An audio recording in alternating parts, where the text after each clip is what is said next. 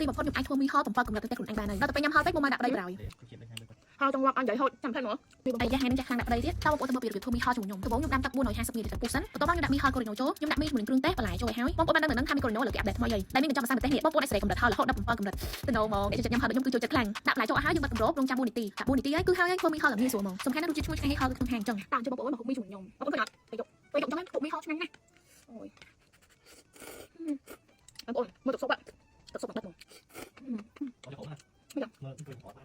ចាំសិនហើយទៅសាយមីយកឡងសុតឆ្ងាញ់អូយហត់ថយបងប្អូនដាក់ហត់ដកអីក៏បានតែដាក់ហត់ថយឥឡូវមីគាត់អាចសម្រេចកម្រិតថយបានរហូតដល់7កម្រិតឆ្ងាញ់ណាស់ពីបងប្អូនសិនចូលញ៉ាំមីអត់ផងបានខ្ញុំសិនចូលទេហើយចង់រាប់អញនិយាយហូតចាំថែមើល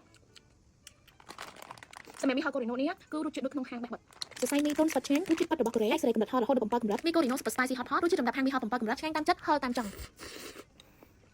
ពីអាដាក់បាញ់ទៅបាញ់ខ្លះ